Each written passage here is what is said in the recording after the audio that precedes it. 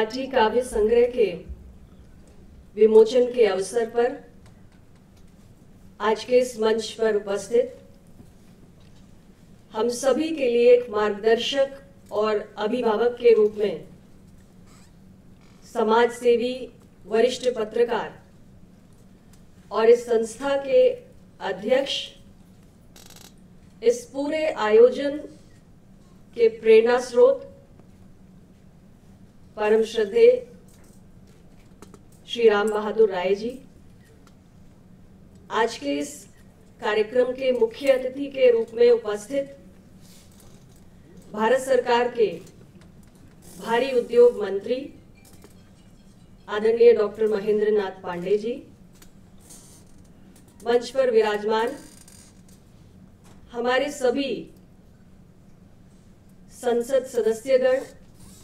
जो इस कार्यक्रम के विशिष्ट अतिथि भी हैं, माननीय श्री वीरेंद्र सिंह मस्त जी, माननीय डॉक्टर रीता बहुगुणा जोशी जी, उनके लिए मैं जरूर कहना चाहूंगी क्योंकि हम सब ने अभी उनको सुना। वैसे तो डॉक्टर जोशी जी को सुनना मेरे लिए व्यक्तिगत रूप से हमेशा एक सुखद अनुभव होता है, लेकिन आज इस बेहद खास मौके पर उन्होंने पूर्वांचल की विशिष्टताओं को जिन खूबसूरत अल्फाजों में बुनकर हम सब के समक्ष प्रस्तुत किया है, मुझे लगता है कि इस सभागार में उपस्थित सभी श्रोतागण उनके अभिव्यक्ति की शैली के कायल हो गए होंगे। मंच पर उपस्थित हमारे बहुत ही वरिष्ठ आदरणीय सांसद श्री लल्लू सिंह जी और हमारे श्याम सिंह यादव जी हमारे बीच से अपनी बात कहकर जा चुके हैं। हमारे बहुत ही लोकप्रिय विधायक जो दिल्ली से ही हैं, भाई श्री दिलीप पांडे जी, नीति आयोग के सीईओ श्री अमिताभ कांत जी, जो भी इस पूरे संस्था के संरक्षक की भूमिका भी निभा रहे हैं और सरकार के लिए एक सलाहकार के रूप में आपका बेहद महत्वपूर्ण योगदान भी है, और खास तौर से जिनका आज विशेष प्रयास है, हमारे भाई इस माटी काव्य संग्रह के संपादक श्री आसिफ आजमी जी और उनके साथ सह संपादक के रूप में प्रखर मालवीय कान्हा जी, और सभागार में उपस्थित सभी विशिष्ट जन, आप सभी जो यहाँ पर पधारे हैं इस आयोजन को सफल बनाने के लिए। मैं चूंकि आज कविताओं का ये संग्रह और हमारे पूर्वांचल की धरती के 108 कवियों और कवयित्रियों के लेखनी के इस संग्रह को इस पुस्तक के रूप में संकलित करके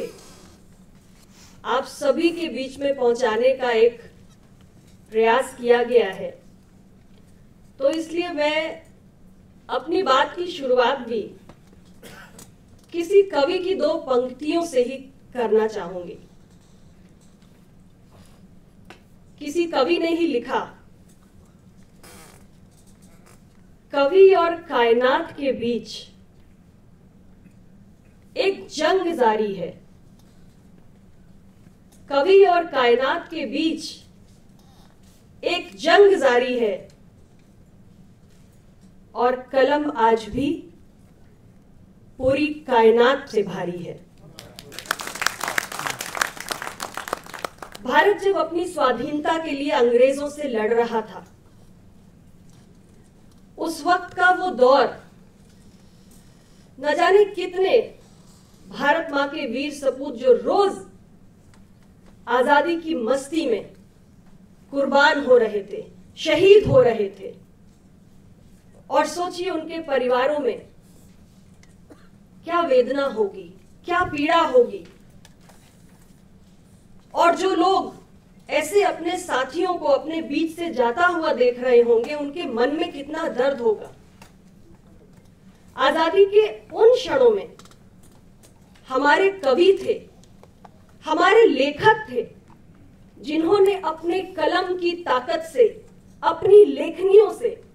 आजादी के ऐसे दीवानों का हौसला बढ़ाने का काम किया था। और वैसा ही कुछ काम हमारे पूर्वांचल की मिट्टी पर जिन्होंने जन्म लिया, जिन्होंने पूर्वांचल को अपनी कर्मभूमि बनाया,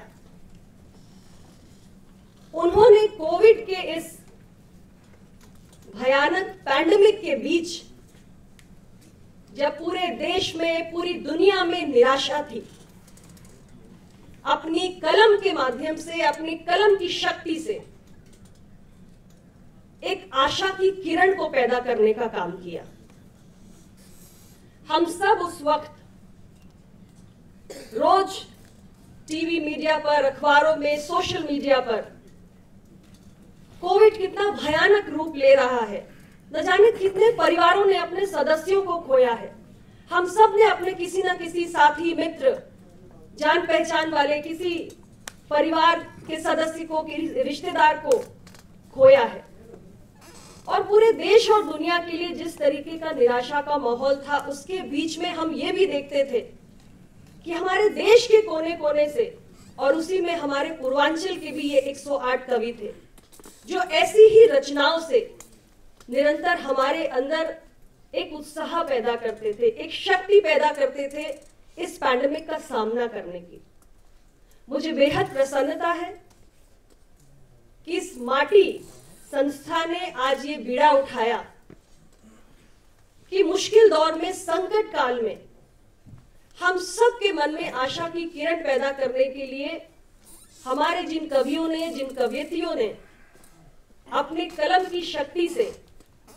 राष्ट्र सेवा का एक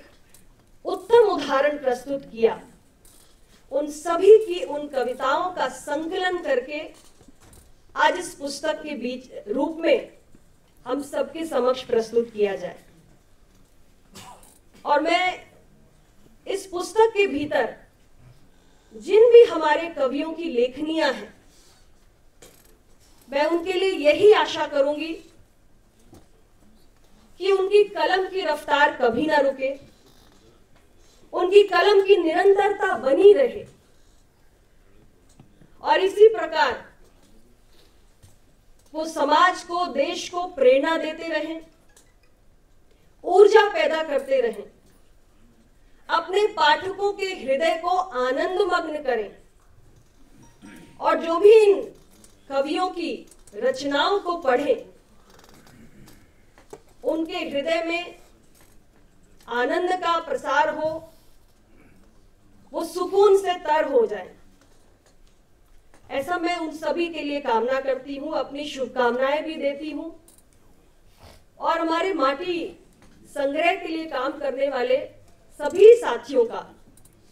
मैं बहुत बहुत अभिनंदन भी करती हूं, उनकी भूरी भूरी प्रशंसा करती हूं। ये अनूठी पहल आपने की है, क्योंकि हमारे पूर्वांचल की धरती इतनी विशिष्ट है, उसकी इतनी खास पहचान है कि दुनिया के कोने कोने में कहीं ना कहीं एक मिनी पूर्वांचल बसा हुआ है। और हमारा जो लिट्टी चोखा है पूर्वांचल का, हमारा खास व्यंजन, मैं तो मिर्जापुर, बनारस और पूरे पूर्वांचल में भ्रमण करती हूँ, आप सभी माननीय सांसदों के समान ही। और कभी भी हम किसी भी घर में जब एक साथ किसी सामूहिक भोज के लिए बैठते हैं, तो सबसे प्रिय व्यंजन के रूप में लिट्टी चोखा ही परोसा जाता है और हम सभी उसका आनंद लेते हैं। तो सोचिए कि हमारा लिट्टी चोखा भी दुनिया के कोने कोने में प्रसिद्ध है, पहुंचा हुआ है। हमारा पूर्वांचल इतना खास है, उसकी एक इतनी अलग पहचान है, एक विशिष्ट संस्कृति है, रहन सहन है, जीवन शैली है, हमारी लोक कलाएं हैं, हमारे लोकगीत हैं, और कितने मनोहारी हैं। मिर्जापुर मेरा संसदीय क्षेत्र है, वहां पर एक लोकगीत गाया जाता है, एक लोकगीत की शैली है जिसे कजली कहा जाता है। पूर्वांचल में हम जाते हैं, बनारस और अन्य स्थानों पर, वहां हमें बिरहा सुनने को मिलता है। और ऐसे ही न जाने कितनी हमारी आला है और चैती है, और न जाने ऐसी कितने हमारे लोकगीत की शैलियां हैं, न जाने कितने हमारे विभिन्न प्रकार के लोक नृत्य हैं जो हमारे पूर्वांचल की विशिष्ट और समृद्ध सांस्कृतिक विरासत को प्रदर्शित करते हैं। और इस विरासत को संजोना कितना महत्वपूर्ण है ये हम सारे लोग समझ सकते हैं। और मुझे खुशी है कि इस काव्य संग्रह के माध्यम से उस विरासत को संजोने की पहल की गई है। यह हम सबकी निश्चित रूप से एक सामूहिक जिम्मेदारी है। और मैं आज के इस अवसर पर पुनः आप सभी से यही कहना चाहूंगी कि हम जनप्रतिनिधिगण तो इस पुनीत उद्देश्य के लिए अपनी भूमिका निभाएंगे ही। आप सब भी हमारे पूर्वांचल के गौरवशाली संस्कृति और समृद्ध विरासत के और प्रचार प्रसार के लिए, उसे संजोने के लिए, उसे संवारने के लिए अपना अपना योगदान देते रहें, क्योंकि बूंद बूंद से ही सागर बनता है। हमें से किसी का भी योगदान कभी कम नहीं हो सकता। हमें से हर एक व्यक्ति उस सागर में एक बूंद मिलाएगा तो मुझे लगता है कि पूर्वांचल की मिट्टी के साथ हम न्याय कर पाएंगे। और जैसे ये माटी शब्द सुनते ही हमें स्वतः ही मिट्टी की सौंधी सौंधी खुशबू अपने मन में, अपने मस्तिष्क में महसूस होने लगती है, आत्मा से हम उसे महसूस करते हैं। तो मुझे लगता है कि माटी की सौंधी खुशबू को अगर बनाए रखना है तो हमें से हर एक व्यक्ति को उस एक बूंद को, मान लीजिए कि ये पूर्वांचल की समृद्ध विरासत को संजोने का एक महायज्ञ है, उसमें हम सबको ये आहुति स्वरूप देना चाहिए। इन्हीं शब्दों के साथ पुनः बहुत बहुत धन्यवाद, बहुत शुक्रिया और आपका पुनः अभिनंदन।